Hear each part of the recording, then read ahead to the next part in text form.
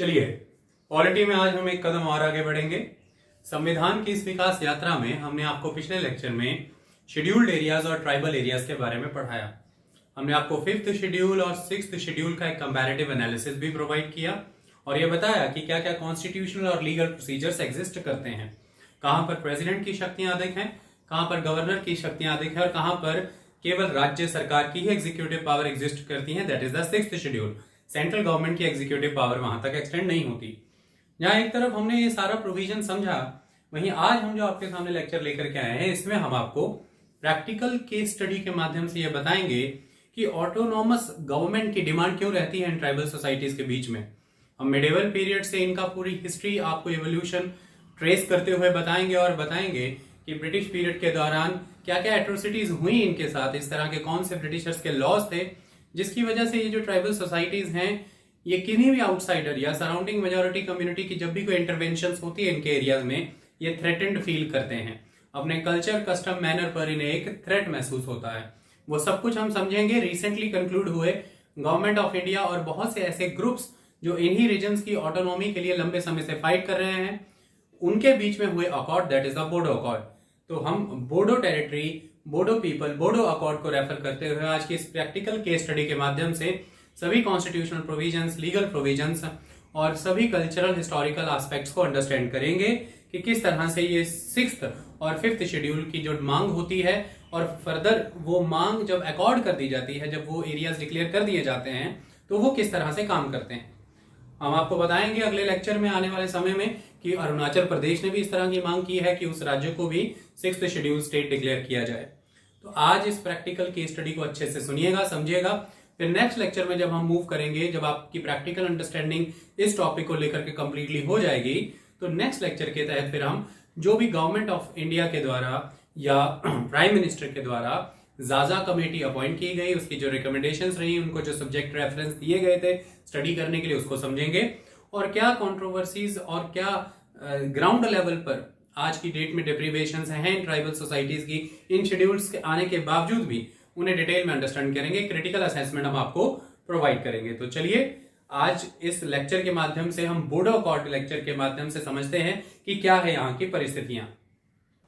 चलिए, आज हम आसाम अकॉर्ड के ऊपर डिस्कशन करेंगे। इसमें 3 पार्टीज शामिल हुई इस समझौते को करने के लिए। एक केंद्र सरकार, भारत की केंद्र सरकार, और एक आसाम की राज्य सरकार, और दूसरे जितने भी अलग अलग दल अब तक वायलेंट और नॉन वायलेंट वे में शामिल थे, जिनमें आबसू एक इम्पॉर्टेंट है, all Bodo student union, ABSU, ABSU, जिसमें national democratic front of Bodoland जो कि वायलेंट वे में प्रोटेस्ट कर रहे थे, आबसू जो कि नॉन वायलेंट वे में प्रोटेस्ट कर रहे थे। ये सभी दल, एक तरफ केंद्र सरकार, एक तरफ राज्य सरकार, एक तरफ 27 जनवरी को तीनों ने एक टेबल पर बैठ करके पीस एंड डेवलपमेंट अकॉर्ड पे साइन कर दिया, जिसे आप कहते हैं द बोडो अकॉर्ड। इसकी पूरी पृष्ठभूमि आज हम समझेंगे, इसका इतिहास समझेंगे, देखेंगे कि इसके क्या क्या राजनीतिक लाभ हो भी सकते हैं आज की मौजूदा सरकार को, बोडो लोगों को इसके क्या लाभ होंगे ये भी समझेंगे, बोडो लोगों की पीछे परेशानियां क्या रहीं वो भी समझेंगे। पूरी हिस्टोरिकल लीनियज, सारी टाइमलाइन आपको मैं समझाऊंगा कि ये कब अहिंसक था और फिर ये कब हिंसक हो गया, कब अहोम शासकों ने कछार शासकों पे कब्जा किया 12वीं शताब्दी में, तब से लेकर के अब तक की इसकी सारी कहानी हम आपको बताएंगे कि संस्कृताइजेशन से ये कैसे जूझ गए, कॉलोनियलिज्म से कैसे जूझ गए, हिंदुइज्म और क्रिश्चियनिज्म से जूझते हुए, अपनी आइडेंटिटी को बचाते हुए आज ये लगभग 15 से 20 लाख की तादाद में वहाँ पर एग्जिस्ट कर रहे हैं। इन सारी चीज़ों पर हम चर्चा करेंगे। लेकिन मुद्दे की बात है, इसमें से आपके लिए बहुत से टेकअवेज निकलने वाले हैं। वो टेकअवे आपको समझने जरूरी हैं जिनसे क्वेश्चंस बनते हैं, प्रीलिम्स के भी और मेंस के भी। उसमें सबसे इंपॉर्टेंट चीज़ आती है कि भारत में अक्सर ऐसी मांग रहती है भाषा के आधार पर, अपनी संस्कृति के आधार पर, कि हमें एक अलग क्षेत्र दे दिया जाए, हमें एक अलग स्टेट में कार्व आउट कर दिया जाए। तो समझना ये जरूरी है कि ये कॉन्स्टिट्यूशन के अंदर किन प्रोविजंस में कवर होता है। सबसे पहली बात यह है कि जब भी कोई राज्य खुद को जब भी कोई कम्युनिटी ये कहती है कि हमें एक अलग राज्य का दर्जा मिलना चाहिए, यह अधिकार क्षेत्र नहीं है राज्य सरकारों का। मतलब स्टेट गवर्नमेंट ये नहीं कर सकती। सेकंड, स्टेट लेजिस्लेचर के पास भी ये ताकत नहीं है। तो ये स्टेट के ऑपरेटर्स के ज्यूरिसडिक्शन से बाहर है। अगर इस क्षेत्र में शक्ति किसी के पास है तो वो केंद्र के पास है, केंद्र सरकार ये कर सकती है और सेंट्रल लेजिस्लेचर माने कि संसद, पार्लियामेंट ऐसा कर सकती है। पार्लियामेंट ये क्यों कर सकती है? क्योंकि उसे कॉन्स्टिट्यूशन एम्पावर्ड करता है ये करने के लिए, जिसके तहत 2 आर्टिकल आपके सामने एग्जिस्ट करते हैं। आर्टिकल 1 मैंने इसलिए नहीं लिखा क्योंकि वो यूनियन एंड इट्स टेरिटरी से डील करता है, जिसमें इंडिया के बारे में बताया जाता है कि इंडिया क्या है। India that is the Bharat. तो एक है पॉलिटिकल नेम इंडिया, एक है सिविलाइजेशनल नेम भारत, और दूसरा बताया जाता है कि इंडिया की यूनियन ऑफ इंडिया है, यूनियन ऑफ द स्टेट्स है। आई बात समझ में? वो उसका जिक्र आज नहीं है। आर्टिकल 2 और 3, सबसे पहले आर्टिकल 2 क्या बताता है? आर्टिकल 2 कहता है कि empowers the parliament to admit into the union of India और establish new states on such terms and conditions as it thinks fit. 10 इसमें 2 प्रोविजंस आएंगे। सबसे पहले आप ये बात समझिए कि एडमिट और एस्टैब्लिश 2 प्रोविजन है। The power to admit into the union of India new states, the power to establish new states. ध्यान से देखिए, नया स्टेट एस्टैब्लिश करने की शक्ति भी आर्टिकल 2B में है, और कोई स्टेट अगर पहले से एग्जिस्ट कर रहा है तो उसे एडमिट करने की शक्ति भी आर्टिकल 2 में ही है, आर्टिकल 2A के तहत। कोई भी स्टेट जो एग्जिस्ट कर रहा है किसी भी वर्जन में, चाहे वो यूनियन टेरिटरी के तौर पे एग्जिस्ट कर रहा है, चाहे वो एसोसिएटेड स्टेट के तौर पे एग्जिस्ट कर रहा है, चाहे वो एक स्टेट के तौर पे ही एग्जिस्ट कर रहा है, उसे इंडिया में एडमिट करना। जैसे अंडमान निकोबार का जिक्र करें हम, लक्षद्वीप का जिक्र करें, जैसे दादरा नगर हवेली की बात करें, दमन दीव की बात करें, इनको धीरे धीरे करके एडमिट कर लिया गया इंडियन यूनियन के अंदर, तो ये आर्टिकल 2A के तहत कवर हो जाता है। इसका दूसरा प्रोविजन देखिए, the power to establish new states. इसके तहत ये आता है कि वो स्टेट पहले से एग्जिस्ट नहीं कर रहा है कि आप उसे एडमिट करेंगे, ये स्टेट आप बना रहे हैं पूरी तरह से नया, तो आप एक न्यू स्टेट एस्टैब्लिश कर रहे हैं। समझ आ रही? पहला 2A कह रहा था कि स्टेट एग्जिस्ट कर रहा है, आप उसे एडमिट कर रहे हैं। दूसरा ये कह रहा है कि स्टेट नहीं एग्जिस्ट कर रहा है, आप उसे एस्टैब्लिश कर रहे हैं, आप उसे बनाने का काम कर रहे हैं। तो आर्टिकल 2 पूरी तरह से डील कर रहा है न्यू स्टेट से। न्यू स्टेट से, या तो वो किसी भी फॉर्म में एग्जिस्ट कर रहा था, आपने उसे यूनियन ऑफ इंडिया के न्यू स्टेट के तौर पे एडमिट किया, तो अब से वो स्टेट लिस्ट में स्टेट्स की जो राज्यों की जो एक सूची है कि कितने राज्य हैं उसमें शामिल हो जाएगा नए राज्य के तौर पर, भारतीय गणराज्य के। और दूसरी बात कि आपने ही इस्टेब्लिश करके उसे भारतीय गणराज्य की राज्यों की सूची में डाल दिया कि ये नया स्टेट है।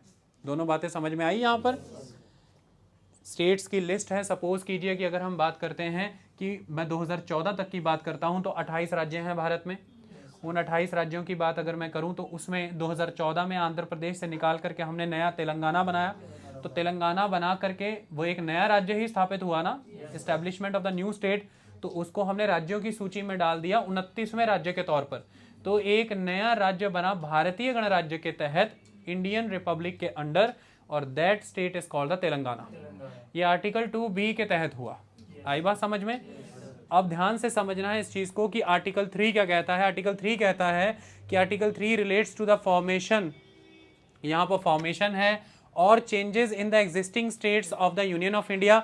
ध्यान से देखें, internal readjustments inter se of the territory of the constituent states of the union of India. यहाँ पर देखिए, अब मैं बात करता हूँ, जब हमने पहले बात की थी, सपोज कीजिए कि यह भारत है, इस भारत का ये साइज था, इस साइज को आप बढ़ा रहे थे, मतलब मान लीजिए यहाँ पर अंडमान निकोबार एग्जिस्ट कर रहे हैं, आपने यूनियन ऑफ इंडिया में इंक्रीज किया, ऐड किया, लक्षद्वीप एग्जिस्ट कर रहे हैं, आपने ऐड किया, दमन दीव आपने ऐड किया, दादरा नगर हवेली आपने ऐड किया।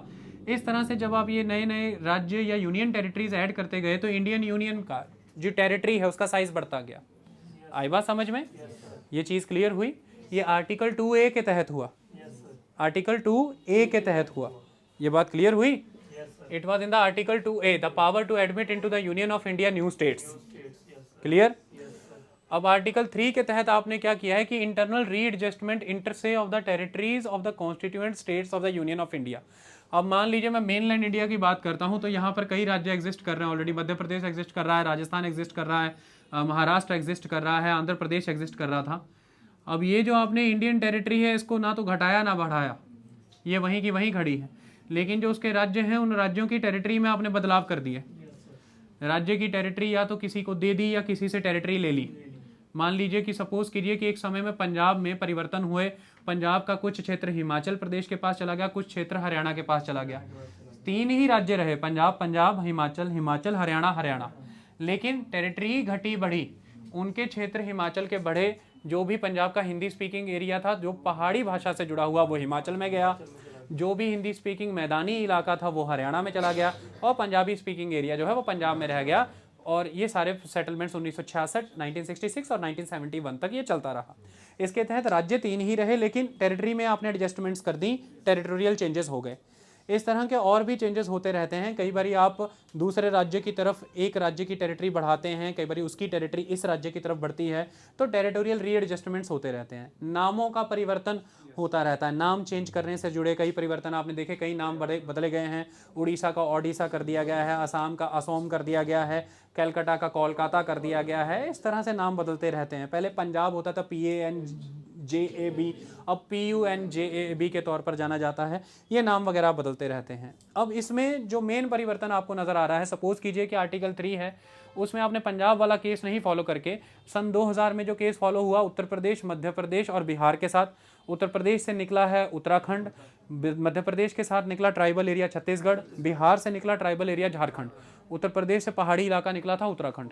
तो एक पहाड़ी और 2 ट्राइबल। अगला लेटेस्ट केस आप सबके सामने है 2014 का, दैट इज आंध्र प्रदेश। आंध्र प्रदेश से निकला लैंग्वेज तेलुगु भाषा के आधार पर, दैट इज तेलंगाना। तो अब आपने यूनियन ऑफ इंडिया के साइज को ना घटाया है ना बढ़ाया है, उसके अंदर जो राज्य हैं उनकी टेरिटरी में क्या हुआ, उनकी टेरिटरी में एडजस्टमेंट करते हुए आपने टेरिटरी कम करके एक राज्य की, उसका जो बाकी हिस्सा था उसमें आप एक नए राज्य का गठन कर दिया। Formation of the new state हो गया। आई बात समझ में? तो एग्जिस्टिंग स्टेट में आपने एडजस्टमेंट्स करके, चेंजेस करके एक नए राज्य का गठन कर दिया। तो सबसे पहले तेलंगाना बनने की शक्तियां कहां से आ रही हैं? क्योंकि आप आर्टिकल 3 के तहत आंध्र प्रदेश की टेरिटरी का रीएडजस्टमेंट कर सकते हैं। तो पहली ताकत तो आर्टिकल 3 ने दी, लेकिन अब आर्टिकल 3 के बाद जब टेरिटरी का रीएडजस्टमेंट कर दिया आपने, according to the 2014 Andhra Pradesh reorganisation act, अब वो जो टेरिटरी रीएडजस्टमेंट करने के बाद वो जो लेफ्ट आउट टेरिटरी है जिसको आप नए राज्य के तौर पर सम्मिलित करना चाहते हैं भारत में, उस टेरिटरी के बेसिस पर नया राज्य जो बनेगा आर्टिकल 2B के तहत आपने बना दिया, that is the establishment of the new states. तो जब भी आप आर्टिकल्स पढ़ेंगे कोई भी न्यूज़पेपर में, तो उसमें हमेशा आपको यही मिलेगा कि बोडो पीपल जो हैं वो आर्टिकल 2-3 के तहत एक नया राज्य चाहते हैं। आर्टिकल 3 उन्हें शक्ति प्रदान करने की बात करेगा, जो आसाम की टेरिटरी में चेंजेस करके आर्टिकल 2B के तहत वो जो नया राज्य है वो भारतीय गणराज्य में सम्मिलित हो जाएगा। इस तरह से एक नए राज्य का जन्म हो जाता है। तो आर्टिकल 2-3 बहुत ज़रूरी हैं। आपको ये समझ आ चुके हैं? ये क्लियर है? चलिए अब हम बात करते हैं। तो पहली बात याद रखना, आर्टिकल 2 नए राज्य से बात जिक्र करता है, न्यू स्टेट्स का डिस्कशन है उसमें, चाहे वो एडमिट है चाहे एस्टेब्लिशमेंट। आर्टिकल 3 एग्जिस्टिंग स्टेट से डील कर रहा है, चाहे आप उसकी बाउंड्री चेंज कर रहे हैं, चाहे आप उसकी बाउंड्री बढ़ा रहे हैं घटा रहे हैं, चाहे बिना साइज बढ़ाए घटाए आपकी बाउंड्री का अल्टरेशन कर रहे हैं कि इधर इस दिशा में घटाया उस दिशा में उतना बढ़ा दिया, तो बिना साइज चेंज किए भी आप बाउंड्री अल्टर करते हैं। आई बात समझ में? या फिर साइज का बढ़ाना घटाना या नाम का अदल बदल कर देना, ये सारी चीजें आप कैसे कर रहे हैं? आर्टिकल 3 के तहत। वो एग्जिस्टिंग स्टेट पे सारे काम हो रहे हैं।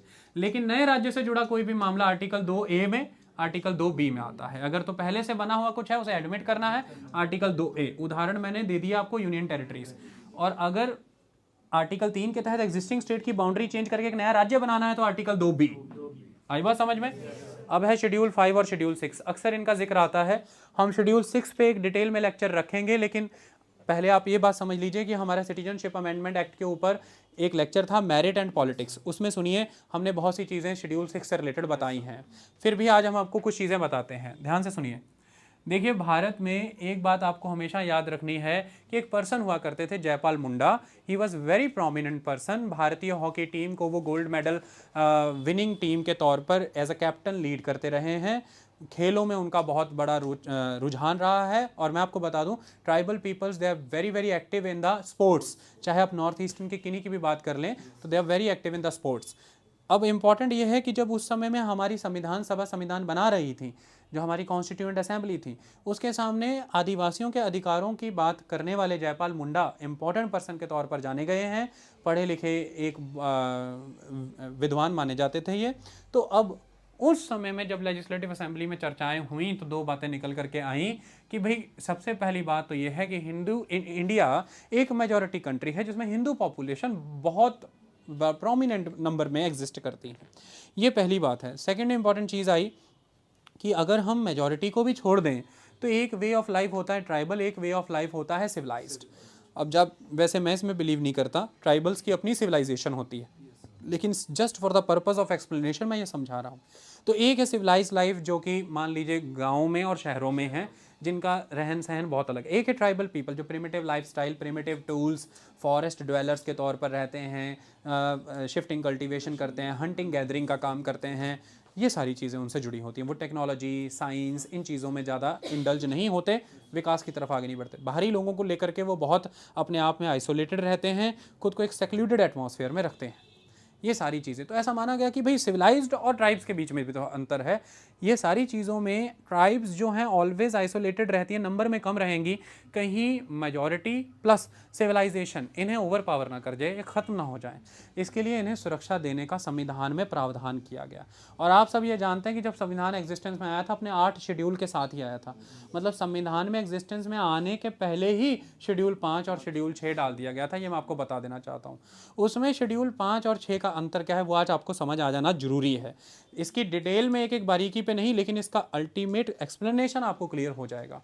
शेड्यूल 5 के प्रोविजन को समझिए पहले। शेड्यूल 5 कहता है कि provisions relating to the administration and control of scheduled area and scheduled tribes.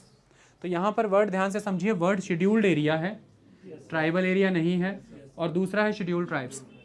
Schedule 6 कहता है कि provision relating to the administration of, पहले तो कंट्रोल वर्ड नहीं है यहाँ पे, तो administration of tribal areas in the states of Assam, Meghalaya, Tripura, Mizoram, जिसमें सिटीजनशिप अमेंडमेंट एक्ट लाने की वजह से एक नया राज्य और जोड़ा गया है नॉर्थ ईस्ट का, दैट इज़ मणिपुर। इस समय 5 राज्य हैं इसमें। चलिए समझते हैं क्या फ़र्क है इसका।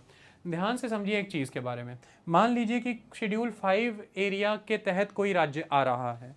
बहुत से ऐसे राज्य हैं भारत के, महाराष्ट्र, आंध्र प्रदेश, छत्तीसगढ़, झारखंड, ये जितने भी ट्राइबल स्टेट्स हैं ये शेड्यूल 5 एरिया के अंदर कवर हो जाते हैं। शेड्यूल 5 एरिया के अंदर आने का मतलब यहाँ पर क्या है, उदाहरण के तौर पर समझिए कि ये पूरा टेरेस है, जिस टेरेस में हमारी एक क्लास भी है और बाकी का सारा एरिया भी एग्जिस्ट करता है। ये पूरा का पूरा टेरेस जो छत है ये एक राज्य है, और इस राज्य में पॉपुलर इलेक्शंस के थ्रू चुनी हुई, जिसमें ट्राइबल्स ने भी पार्टिसिपेट किया है। पॉपुलर इलेक्शन में एमएलए कॉन्स्टिट्यूएंसी में ट्राइबल एरिया भी फॉल कर रहे हैं और उन्होंने भी वोट किया है, शेड्यूल्ड ट्राइबल पीपल ने भी वोट किया है। तो वोट करके आपने एमएलए जिताया और एक बनी आपकी लेजिस्लेचर। उस लेजिस्लेचर ने कोई कानून वहाँ पर पास कर दिया। पहली बात तो स्टेट लेजिस्लेचर, तो राज्य की विधानसभा का कानून। दूसरी बात, केंद्र में संसद है तो केंद्रीय संसद का कानून। ये दोनों कानून पास होकर के आए हैं और अब ये पूरे राज्य पे लागू होंगे। उसी राज्य में आप भी रह रहे हैं एक शेड्यूल ट्राइब के तौर पर। अब होगा क्या कि मान लीजिए, अगर उदाहरण के तौर पर मैं इस पूरी क्लास को मानूं कि ये मान लीजिए शेड्यूल्ड एरिया के अंदर कवर हो रहे हैं हम, और ये पूरा का पूरा टेरेस एक कंप्लीट स्टेट की टेरिटरी है।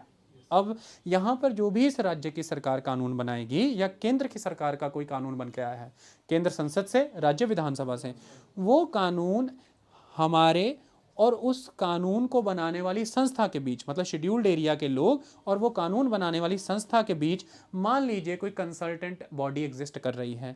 उस कंसल्टेंट बॉडी से ये पूछा जाएगा कि भाई इस कानून में क्या परिवर्तन या क्या मॉडिफिकेशन आपके लोकल कस्टम कल्चर मैनर के अकॉर्डिंग हो सकते हैं, या ये इसी फॉर्म में आपके लिए ठीक है। तो अगर तो वो उसी वर्जन में ठीक है तो वो लागू हो जाएगा, अगर उसमें कुछ मॉडिफिकेशन है तो वो मॉडिफिकेशन के साथ लागू हो जाएगा। और इसमें शक्तियाँ लगभग गवर्नर के पास काफ़ी हद तक चली जाती हैं। आई बात समझ में? तो अब ऐसी में ये देखने में आया कि आप शेड्यूल्ड एरिया राज्यों के तहत जो शेड्यूल्ड ट्राइब्स हैं उनसे एक कंसल्टेटिव मेजर अपनाया जाता है, मतलब कंसल्ट किया जाता है। कानून केंद्र का लागू होगा, राज्य का लागू होगा, लेकिन एक मॉडिफाइड एस्पेक्ट में कि आपका local custom culture manner harm ना हो जाए, तो आपसे एक कंसल्टेटिव बॉडी के तौर पर सलाह मशवरा किया जाता है। आई बात समझ में? लेकिन यहाँ पर आपको कोई लेजिस्लेटिव, एग्जीक्यूटिव, एडमिनिस्ट्रेटिव या इकोनॉमिक पावर्स नहीं होती अपने लेवल पर। आप एक कंसल्टेटिव बॉडी के तौर पर होते हैं और कानून में मैक्सिमम मॉडिफिकेशन ही करा सकते हैं, अपने स्तर पर कोई कानून बना करके लागू नहीं कर सकते। लेकिन इस शेड्यूल के तहत दो चीज़ें बहुत इंपॉर्टेंट है, एक तो शेड्यूल्ड एरिया वर्ड आ जाता है कि शेड्यूल्ड ट्राइब आ जाता है। जो भी इसके अंदर मेंशन है वो शेड्यूल्ड ट्राइब के तौर पर मानी जाती हैं। अनुसूची 5 के तहत वो शेड्यूल्ड ट्राइब है। ऐसे में अब बारी आती है शेड्यूल्ड एरिया की। ऐसे में फिर से इमेजिन करिए कि ये पूरी छत है, इस छत में ये एक क्लास है और पूरी की पूरी छत जो है वो एक स्टेट है। अब ऐसे में वो राज्य का जो विधानसभा है वो जो कानून बनाएगी और या फिर केंद्र की संसद से जो कानून बन करके आएगा वो इस पूरे राज्य में लागू होगा। लेकिन ये जो क्लास है इसमें जो आप लोग बैठे हैं, अब आप सिर्फ एक कंसल्टेटिव एजेंट के तौर पर नहीं हैं, अब आपको शेड्यूल 5 के तहत ट्राइबल एरिया माना गया है। मतलब शेड्यूल 6 के तहत अब आपको ट्राइबल एरिया माना गया है। मतलब बोडोलैंड की ही यहाँ पर मैं बात कर रहा हूँ। अब बोडो पीपल जो हैं यानी कि एक शेड्यूल ट्राइब है शेड्यूल 5 के अंदर, जैसे बाकी ट्राइब्स होती हैं शेड्यूल ट्राइब के तौर पर अंडर द शेड्यूल 5, इसी तरह से बोडो पीपल भी schedule tribe under the schedule 5। तो वो बोडो पीपल जिनको शेड्यूल ट्राइब का टैग मिला शेड्यूल 5 से, उनकी शक्तियाँ थोड़ी और ज़्यादा हैं क्योंकि वो आसाम में फॉल कर रहे हैं और आसाम में उन्हें ट्राइबल एरिया का दर्जा भी मिला हुआ है। मतलब एक ट्राइब को आप किसी ज्योग्राफिकल लैंड से जोड़ करके देख रहे हैं और पूरे आसाम के साइज में एक पर्टिकुलर रीजन आसाम का ऐसा है जो बोडो ट्राइब से जोड़ करके देखा जा रहा है। ऐसे में उस पर्टिकुलर क्षेत्र को प्रभावित करने वाले लेजिस्लेटिव, एडमिनिस्ट्रेटिव, इकोनॉमिक और पॉलिटिकल मेजर्स जो हैं वो ट्राइब के ही अधिकार हैं लेने के। आई बात समझ में? यानी कि आप उन्हें ऑटोनॉमी प्रोवाइड कर रहे हैं, स्वायत्तता प्रोवाइड कर रहे हैं। मतलब राज्य के विधानसभा के बने कानून और केंद्र के संसद के बने कानून आसाम में लागू तो होंगे, आसाम में पूरे में लागू होंगे, लेकिन वो जो ऑटोनॉमस रीजन है पर्टिकुलरली उस पर्टिकुलर ट्राइब से जुड़ा हुआ, जो जिसे हम ट्राइबल एरिया बोल रहे हैं, उस ट्राइबल एरिया में जो कानून, जो लेजिस्लेटिव मेजर्स होंगे लैंग्वेज को लेकर के, शिक्षा को लेकर के, चिकित्सा को लेकर के, उनको सपोर्ट करने के लिए जो टैक्सेस लागू करने हैं, कौन से इंफ्रास्ट्रक्चर वहाँ पे प्रोजेक्ट आएंगे नहीं आएंगे, यानी कि सारी इकोनॉमिक मेजर्स, प्लस केंद्र के कौन से कर्मचारी जो भी वहाँ पर अपॉइंट होने वाले उनकी लिस्ट उनको दी जाएगी, उनमें से किनको वो अपने लिए सही मान रहे हैं, जिनकी पृष्ठभूमि बैकग्राउंड आप देख रहे हैं। तो एडमिनिस्ट्रेटिव मेजर्स, कैसे जो भी नीतियाँ राज्य की या केंद्र की हैं जो ऑटोनॉमस रीजन में लागू होनी बनती है, तो उनको लागू कैसे कौन ऑफिसर करेंगे, एग्जीक्यूशन कैसे होगा उन नियमों का, ये सारी बातें, ये legislative, executive, administrative, economic power जो है उस पर्टिकुलर ट्राइबल एरिया में उस पर्टिकुलर रीजन की ऑटोनॉमी से कनेक्टेड हैं और उसी रीजन से सेलेक्टेड एक काउंसिल के हाथ में होंगी। ऐसा मान करके कि उस रीजन से ये जो काउंसिल बन करके आएगी, उस काउंसिल में उन्हीं ट्राइब के लोगों का दबदबा होगा, उन्हीं की प्रिडोमिनेंस होगी। इसके लिए वो अपने ग्रोथ के लिए, अपने कस्टम, कल्चर, मैनर के प्रिजर्वेशन के लिए अपने लिए नियम बना पाएंगे। आई बात समझ में? इन्हें अलग अलग नाम से जाना जाता है। इन्हें टेरिटोरियल काउंसिल भी कहते हैं, इन्हें ऑटोनॉमस काउंसिल कहते हैं, इन्हें ऑटोनॉमस एडमिनिस्ट्रेटिव काउंसिल के तौर पर जानते हैं, इन्हें डिस्ट्रिक्ट काउंसिल्स के तौर पर भी जानते हैं। ये सभी अलग अलग नामों से ये जानी जाती हैं। तो मतलब अब यहाँ पर अंतर क्या हो गया? अंतर यह है कि शेड्यूल 5 के तहत जितनी भी शेड्यूल ट्राइब्स आ रही हैं उनको वो सारे फायदे तो मिल गए जो शेड्यूल ट्राइब्स को मिलने थे अंडर द शेड्यूल 5। जैसे अंडर द शेड्यूल 5 उन शेड्यूल ट्राइब्स को वो सारे फायदे मिल गए जो अंडर द शेड्यूल 5 मिलने थे, क्योंकि वो शेड्यूल ट्राइब्स है ना। तो एजुकेशनल इंस्टीट्यूशंस में जो एसटी को रिजर्वेशन मिलना है वो मिलेगा, गवर्नमेंट जॉब्स में जो उनको रिजर्वेशन मिलना है वो मिलेगा। तो एजुकेशनल एंड एम्प्लॉयमेंट, इन दोनों क्षेत्रों में जो उनके अधिकार बनते हैं वो उनको मिल गए, क्योंकि शेड्यूल 5 के तहत वो शेड्यूल ट्राइब हैं। लेकिन अब इससे आगे बढ़ करके और अधिकार अगर मिल रहे हैं उस पर्टिकुलर ट्राइब को, तो वो शेड्यूल 6 के तहत वो ट्राइबल एरिया वाले बेनिफिट मिल रहे हैं, और वो ट्राइबल एरिया वाले बेनिफिट बहुत अलग हैं शेड्यूल 5 के बेनिफिट से। मतलब अब बोडो पीपल को सेंट्रल एम्प्लॉय या स्टेट गवर्नमेंट एम्प्लॉयज़ में रिजर्वेशन तो है ही है, क्योंकि वो शेड्यूल 5 की शेड्यूल ट्राइब है। उसे एजुकेशनल इंस्टीट्यूशंस में एडमिशन के लिए रिजर्वेशन तो है ही है, क्योंकि वो शेड्यूल 5 के अंदर शेड्यूल ट्राइब है। लेकिन पूरी की पूरी उस ट्राइब को भी एक प्रोविजन मिला है as a tribal area under the schedule 6 कि वो अपनी पूरी ट्राइब के लिए लेजिस्लेट कर सकते हैं, एग्जीक्यूट कर सकते हैं, एडमिनिस्टर कर सकते हैं, इकोनॉमिक रूल्स, प्रोविजंस, प्रावधान कर सकते हैं। तो यहाँ पर सिर्फ शेड्यूल ट्राइब से बिलोंग करने वाले लोगों को नहीं, पूरी की पूरी ट्राइब को प्रोटेक्ट करने की बात है। और प्रोटेक्शन भी बहुत बड़े स्तर की है कि आप उन्हें केंद्र और राज्य जो भी विधान बना रहे हैं उन विधानों से कहीं उनके कस्टम, कल्चर, मैनर हार्म हो सकते हैं, इसके लिए उनको आपने ऑटोनॉमी दे दी। कि वो अपने लिए अपने नियम बनाएं। आई बात समझ में? लेकिन ये ऑटोनॉमी तभी तक रह सकती है उनके पास जब तक वो law of the land follow करें।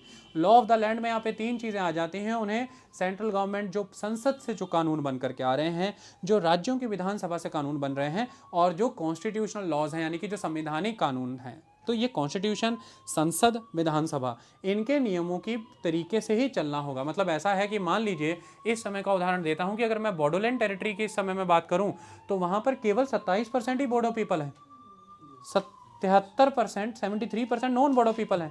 तो वो कुछ ऐसा नहीं कर दें उस काउंसिल के अंदर कि जो नॉन बोडो पीपल हैं उनका एक्सोडस करा दिया जाए, उनके घर छीन लिए जाएं, उनकी ज़मीनें ख़त्म कर दी जाएं, या मान लीजिए कई बार ऐसा कानून पास कर दिया जाए कि इनके घर लूट लिए जाएं। ऐसे कोई भी कानून नहीं पास हो सकते ऑटोनॉमी के नाम पर, क्योंकि आप सब्जेक्ट टू द जुरिसडिक्शन है by the law of the land, जो रिप्रेजेंट हो रहा है खुद कॉन्स्टिट्यूशन में, संसद के नियमों में, स्टैट्यूट्स में और विधानसभा के स्टैट्यूट्स में। आप law of the land follow करिए, उसके बाद आपकी ऑटोनॉमी है। मतलब संविधान में सबको अधिकार हैं। अब आप अपनी ऑटोनॉमी को प्रोटेक्ट करते हुए मेजोरिटेरियन अप्रोच से बचने के लिए कहीं खुद वैसे एक्ट ना करने लग जाएं, इसके लिए आप पे भी संविधान लागू होता है। इसके लिए इन्हें ऑटोनॉमस कहा गया है, ये सेसेशन नहीं है। आप ये चाह रहे हैं कि कोई आदिवासी ग्रुप अपनी आइडेंटिटी को बचाने के लिए भारत से अलग ना हो जाए, सेसेशनिस्ट टेंडेंसी ना अपना ले कि भारत से विच्छेद ही कर दिया। इसके तहत उसे भारत में ही रखते हुए किस तरह से उसके इन पर्सनल एस्पेक्ट में, कि वो उसके कल्चर, कस्टम, मैनर की वो बात है, उसकी ग्रोथ के लिए उसे कितनी स्वायत्तता दे दी जाए, ऑटोनॉमी दे दी जाए, इसके लिए आपने शेड्यूल 5 लेकर के आए। तो यहाँ से ये क्लियर होता है कि शेड्यूल 5 के तहत जो ट्राइबल एरियाज बन जाते हैं वहाँ पर उन ट्राइब्स इस यहाँ से ये क्लियर होता है कि शेड्यूल 6 के तहत जो ट्राइबल एरिया गठन होते हैं उनके तहत उन्हें बहुत शक्तियाँ दे दी जाती हैं। तो बहुत सी ट्राइब्स हैं जो खुद को शेड्यूल 6 के तहत ट्राइबल एरिया से डिनोट कराना चाहती हैं। आज की डेट में इसकी भी अलग जंग है, इस पर भी बात करेंगे। क्या हमें आर्टिकल 2, 3 क्लियर हुआ? क्या हमें शेड्यूल 5 और शेड्यूल 6 का अंतर पता चला?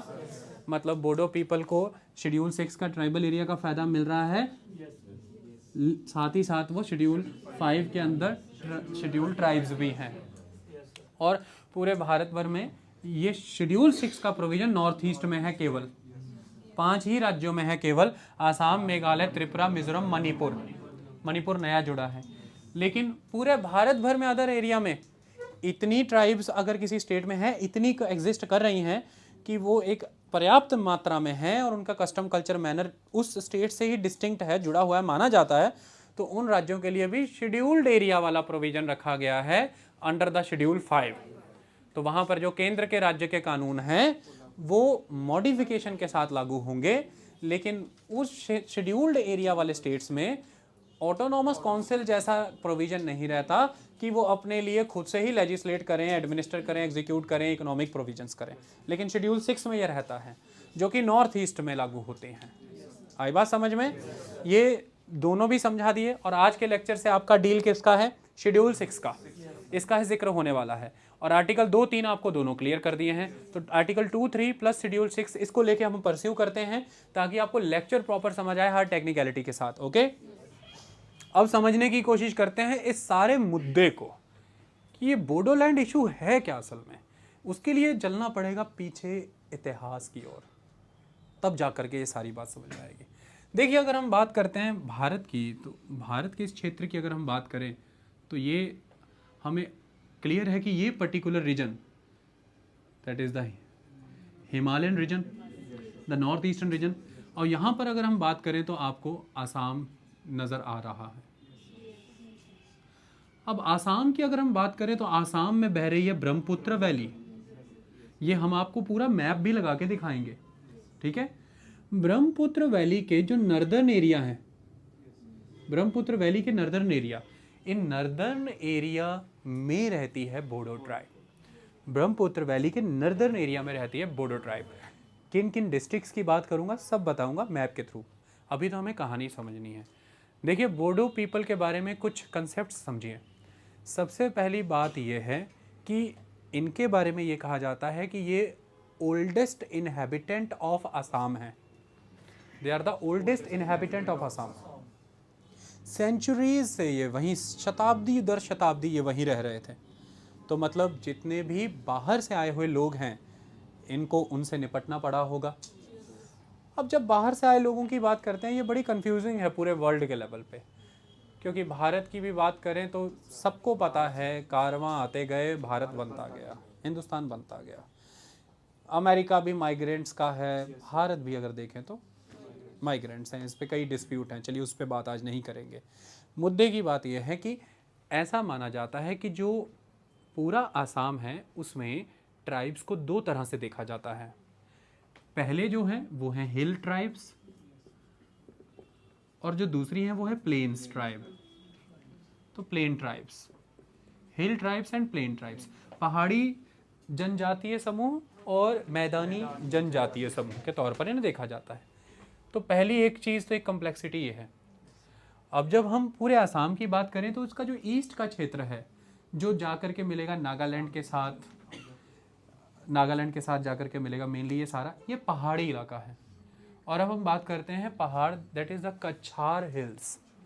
कछार हिल्स किसी टाइम पे ऐसे लिखा जाता था, आज के से भी लिखा जाता है, पहले सी से भी लिखा जाता था। तो कछार हिल्स, अब कछार हिल्स जो हैं, उस कछार हिल से ही तकरीबन ये सारी जनजातियाँ निकलती हैं। तो इन्हें एक जनरल लैंग्वेज में कछारी ट्राइब्स भी कह देते हैं। लेकिन कछारी ट्राइब्स में से आपको अगर इन्हें अलग करना है तो आपको कैसे करना होगा? कछारी ट्राइब में जो कछार में आज की डेट में ट्राइब पाई जाती है, that is Dimasa tribe. Dimasa tribe जो आज कछार में ट्राइब आ जा रही है वो दिमासा है। ये दिमासा से अलग हैं, ये थे मेछे ट्राइब, ये मेछे ट्राइब थे बेसिकली। ओके, तो जो बोडो पीपल हैं ये कौन थे? मेछे ट्राइब्स। ओरिजिनली इन्हें मेछे ट्राइब कहा जाता था।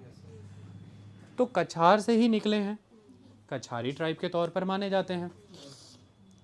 अब 12th सेंचुरी के दौरान इस कछारी रीजन पे कंट्रोल हो गया साउथ, मतलब नॉर्थ ईस्ट के जो रीजन है इनके साउथ से आए हुए अहोम लोगों का।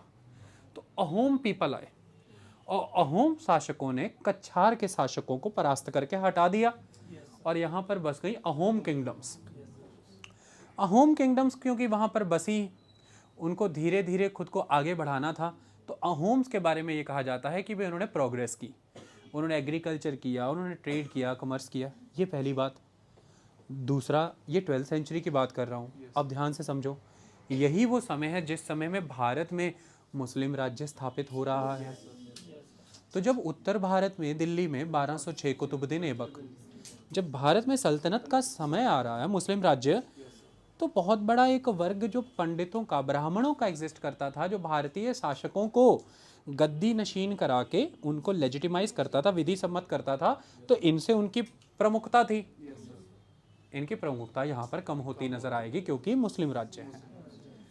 तो अब ओपन होंगे एवेन्यूज ईस्ट के, क्योंकि मुस्लिम सुल्तानों को भी अगर जद्दोजहद करनी पड़ी तो ईस्ट की तरफ जाने के लिए, क्योंकि ईस्ट में काफ़ी हद तक आपको पाला रूलर्स के अधीन काफ़ी लंबे समय तक बुद्धिज़्म भी दिखा, बंगाल के पालास। और एक्सट्रीम ईस्ट माने नॉर्थ ईस्ट की बात करें तो वहाँ पर अभी भी ट्राइबलिज्म है, दैट इज़ एनिमिज्म। तो मुस्लिम्स बहुत बात की बात है कि ईस्ट तक फैल पाएंगे, उसके पहले नहीं। तो ब्राह्मणास जाते हैं ईस्ट की तरफ। इसी फेज को कहा जाता है संस्कृताइजेशन ऑफ द ईस्ट। ऐसा नहीं है कि ये पहली बार ऐसा हुआ, संस्कृताइजेशन ऑफ द ईस्ट के फेजेस पहले भी रहे, लेकिन हमें बात करनी है अहोम किंगडम के कॉन्टेक्स्ट में। तो जब संस्कृताइजेशन इस क्षेत्र का होना, तो अहोम किंगडम अब आकर के वहाँ पे सेटल हुई है, तो ट्राइबल पीपल्स भी हैं, लेकिन अहोम्स को प्रोमिनेंट होना है। तो कौन है जो उन्हें लेजिटिमाइज करा सकता है, विधि सम्मत बना सकता है, बिग किंग के तौर पे इंस्टॉल कर सकते हैं? तो वो ब्राह्मणास। यही है फेज ऑफ संस्कृताइजेशन। तो इस संस्कृताइजेशन के फेज के दौरान अहोम एक तरह से मेन स्ट्रीम के तौर पर आगे बढ़ते चले गए, एग्रीकल्चर करते गए, ट्रेड एंड कॉमर्स में आते गए, ग्रोथ होता गया। लेकिन धीरे धीरे जब वो फैलते रहे, ट्राइबल पीपल्स पॉकेट्स में जाते रहे, प्लेन एरिया में भी वो पहाड़ों के फुट हिल्स की तरफ जाते रहे, और पहाड़ों में वो फॉरेस्ट के अंदर रिसीड करने चले गए। लेकिन वैली रीजन जो है मेनली, जो कि मेन इंपॉर्टेंट फर्टाइल एरिया के तौर पर, वो अहोम रूलर्स एग्जीक्यूट करते रहे। समय आगे बढ़ा तो एक खतरा तो मान लीजिए बोडो पीपल का कहना है कि हमें हिंदुइज्म से है, संस्कृताइजेशन से है। समय आगे बढ़ने के बाद आ गए अब यूरोपियन, और यूरोपियन के समय में आपको पता है कि ब्रिटिश पीरियड पर्टिकुलरली, जिस समय में बहुत ज़ील थी मिशनरीज़ के अंदर कि हमें क्रिश्चियनिज़्म का प्रमोशन करना है, और ऐसे में आपको पता है नॉर्थ ईस्ट में the north eastern Christian tribal belt, it is very prominent. तो नॉर्थ ईस्ट में आज भी अगर आप चाहें तो you can observe the Christianity impact is in the north east. तो नॉर्थ ईस्ट में क्रिश्चियनिटी का इम्पैक्ट आया और क्रिश्चियन धर्म जो है वो तेज़ी से फैलने लगा, इंग्लिश लैंग्वेज के तौर पर आ गई। ये सारी चीज़ें जब होते रहीं तो बोडो पीपल ने खुद को और थ्रेटेंड फील किया।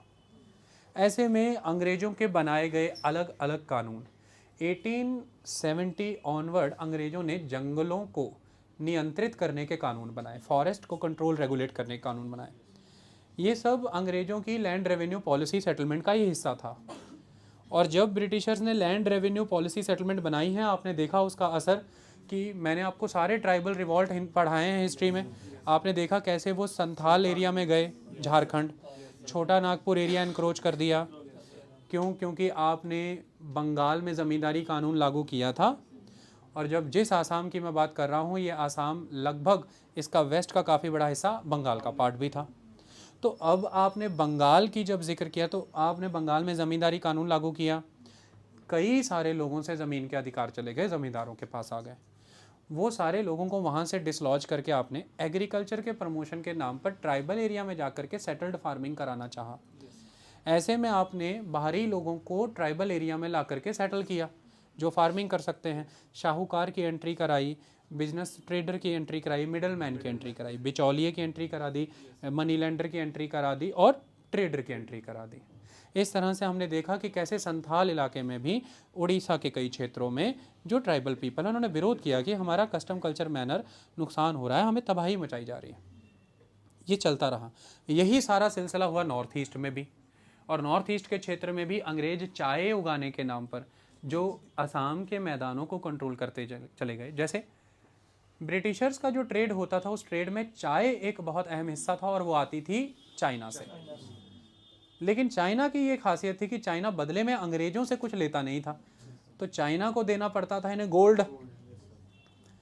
यही कारण है कि चाइना को गोल्ड ना देना पड़े, इन्हें चाइनीज लोगों को ओपियम की लत लगाई, और यही कारण है कि ओपियम वॉर हुई है 2 कि उन्हें ओपियम की लत लगाओ। ओपियम तो फिर हमसे लेंगे क्योंकि ओपियम होती थी बंगाल के इलाके में, तो हम भारत से ओपियम लेके चाइना जाएंगे, चाइना से उनके बोन चाइना के प्रोडक्ट, उनकी मेडिसिन और उनकी चाय हम ओपियम के बदले लाएंगे। लेकिन जब इनको ये देखा कि एवेन्यूज़ उतने पॉसिबल नहीं है, तो फाइनली इन्हें टी बुशेस नज़र आए आसाम में, और पहली बार चाय की बुआई की गई आसाम के ईस्ट एरिया में। उसका नाम ही रख दिया चाबुआ, जिसे आज छाबुआ कहते हैं, क्योंकि चाय बुआ, चाय लगाया ना, द सो ऑफ टी, तो इट्स नेम इज चाबुआ, तो चाबुआ नाम से वो जाना जाता। तो चाय उगाई आसाम, तो आसाम तो टॉप मोस्ट हो गया चाय के मामले में। अब चाय उगाएंगे तो क्या करेंगे? कैपिटलिस्ट हैं, और कैपिटलिस्ट का मुद्दा है पूंजीवादी, कम खर्चे में अधिक आमदनी। तो ऐसे में लेबर लेकर के जानी है वो सारी जो इंडिया में फ्री हो गई है। मतलब भारत के छोटा नागपुर क्षेत्रों को तबाह किया तो वहाँ का बेरोज़गार वर्ग, भारतीय किसानों को तबाह कर दिया अपनी एडमिनिस्ट्रेटिव प्राइसिंग पॉलिसी के तहत कि ये फसल हम इतने की खरीदेंगे चाहे तुम्हारी लागत कीमत कुछ भी आई हो। जैसे भारतीय उद्योग धंधे 1 वे फ्री ट्रेड पॉलिसी के तहत ब्रिटिश प्रोडक्ट इंडिया में फ्रीली आते थे, इंडियन मैन्युफैक्चर्ड आर्टिकल ब्रिटेन में महंगे बिकते थे क्योंकि वहाँ इंपोर्ट ड्यूटी लगती थी, हमारे हैंडीक्राफ्ट, ये सारा वर्ग फ्री हुआ। कुछ वर्ग तो यहाँ से उठा करके ले जाया गया पैसिफिक आइलैंड्स में, कॉलोनीज़ बनाई, कुछ अफ्रीका ले जाए गए, कुछ ये जो मेनली छोटा नागपुर एरिया के लोग थे जैसे संथाल, ओराउन, मुंडा पीपल, संथाल, ओराउन पीपल, इनको उठा करके एज अ टी लेबरर ये ले गए सीधा सीधा आसाम, और इन टी लेबरर को वहाँ जाके स्थापित कर दिया, तो चाय की बागानी कराने लगे। तो इसकी वजह से बड़े पैमाने पर भी बोर्डों ने देखा कि ये तो बाहरी लोग आकर के यहाँ पे काम कर रहे हैं, ये पहली चीज़। दूसरी बात, बंगाल के क्षेत्र में, बंगाल में 2 लोग थे, एक वो बंगाली जो हिंदी बंगला बोलता है, समझ आ गई बात, बंगाल के क्षेत्र का। एक बंगाल में वो भी वर्ग था कि जो उर्दू बोलता था, आई बात समझ में। अब हिंदी बोलने वाला बंगाली भी है और उर्दू बोलने वाला बंगाली भी है, पहले इस बात को समझो। दूसरी बात यहाँ पर यह भी समझनी है कि बंगाल के लोग भी इस तरह से भी जाने जाते हैं कि वहाँ पर दो तरह के मुस्लिम हैं, एक मुस्लिम जो बांग्ला बोलता था, एक मुस्लिम जो उर्दू बोलता था। ध्यान से समझे इस बात। बंगाल के लोग उठा करके भी गए बड़े पैमाने पर आसाम। वाई? क्योंकि जब बंगाल में एवेन्यूज़ नहीं रह गए थे एम्प्लॉयमेंट के अपॉर्चुनिटीज़ के, ये अंग्रेजों के समय की बात बता रहा हूँ, तो ब्रह्मपुत्र वैली अट्रैक्ट ही इसलिए करती है कि एक तो रिसोर्सेज बहुत हैं, दूसरा फर्टाइल बहुत है, प्लस था ट्राइबल बेल्ट, तो ग्रोथ के चांसेस थे। तो इस वजह से भी बहुत बड़ा वर्ग उन मुस्लिम्स का जो बंगाली बोलते हैं पहला, और उन बंगालीज का जो हिंदी बोलते हैं, ये दोनों वर्ग गए असम, इनको भी वहाँ ले जाया गया। ये तो हो गई इनकी बात। मैं आपको असम की कम्प्लेक्सिटी बता रहा हूँ कि वहाँ पे इतनी प्रॉब्लम क्यों है, नॉर्थ ईस्ट में इतना प्रॉब्लम क्यों है। अब मैं एक ज़रा बात इनकी भी करना चाहता हूँ, बोडो की। बोडो एक समय में ऐसा कहते हैं अपने चरम पे थे, अपने जेनिथ पे थे। जब ये अपनी पीक पर थे तो इनके किंगडम के अंदर ही नेपाल का भी हिस्सा आता था, भूटान का भी हिस्सा आता था, आसाम का हिस्सा तो आता ही आता था, कुछ हिस्सा बांग्लादेश का भी आता था। तो नेपाल, भूटान, आसाम, बांग्लादेश, तो खुद भी इतना बड़ा क्षेत्र रखते थे, तो नेचुरली इनकी टेरिटरी में कुछ नेपालीज का होना भी बनता है। तो आज की डेज में इन बोडो पीपल एरियाज़ में आपको नेपालीज भी मिलेंगे। आ गई बात समझ में? इस तरह से ये सारा सिस्टम एग्जिस्ट करता रहा। सबसे बड़ी समस्या तब आई जब देश का विभाजन हुआ, और जब देश का विभाजन हुआ तो उस आज बांग्लादेश, लेकिन उस समय का ईस्ट पाकिस्तान में भारी पैमाने पर लोग माइग्रेट करके गए आसाम। पहला इवेंट। उसके बाद आई सबसे बड़ी समस्या 1971 में, जब वेस्ट पाकिस्तान और ईस्ट पाकिस्तान में वॉर हो रही थी, और उस समय की देश की प्रधानमंत्री इंदिरा गांधी के इंटरवेंशन से बांग्लादेश बन गया। तो बांग्लादेश बनने के बाद भी भारी पैमाने में लोगों का एक्सोडस हुआ ईस्ट पाकिस्तान यानी कि बांग्लादेश से, तो वो लोग भी गए आसाम। ऐसे में बड़ा वर्ग माइग्रेंट्स का आसाम में है, जिनको कहा जाता था इलीगल माइग्रेंट्स। इतनी कहानी समझ आई? अब आपको इसके आगे की कहानी हम समझाते हैं। बोडो पीपल एक लिंग्विस्ट एथनिक ग्रुप है, रिलीजियस नहीं है ये, it is ethnic linguist group. Ethnic linguist group से मेरा यहां पर कहने का क्या मतलब बनता है? एथनिक ग्रुप के तौर पर ये इंडो मंगोलॉइड हैं। ये किस कम्युनिटी से आते हैं? Indo Mongoloid.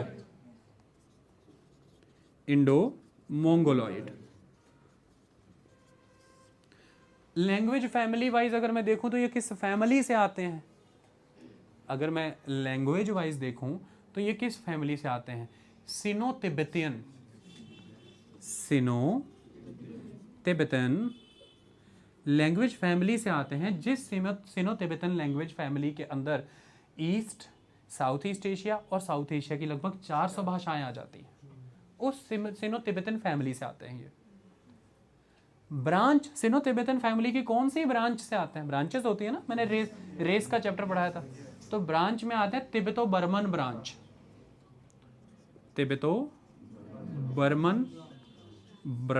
ब्रांच। तो देखिए ethnically, race wise Indo Mongoloid है, फैमिली वाइज सिनो तिब्बतन है, उसमें ब्रांच कौन सी है? तिब्बतो बर्मन। ये इनकी खासियत है। तो मतलब काफ़ी हद तक इनका रेलेवेंस तिब्बत से तो हर जगह पे सेंटर बन रहा है। यहाँ पे इंडो वर्ड का रिजेम्बलेंस तिब्बत ही है। यहाँ पे सिनो तिब्बतन फिर आ गया, सिनो मैंने चाइना, और यहाँ पे देखिए बर्मा के साथ फिर तिब्बतन। तो ये एक इंपॉर्टेंट एस्पेक्ट आपको समझ के चलना है। पहली बात। अब जरा आसाम के डेमोग्राफिक्स को समझाऊं मैं आपको, तो आपको सारी बातें भी समझ आएँ, अच्छे से क्लियर हों। आसाम की अगर हम आज की डेट में, ये नाम मैंने मिटा दिया है, जरूरी था, गोविंदा बासुमतारी।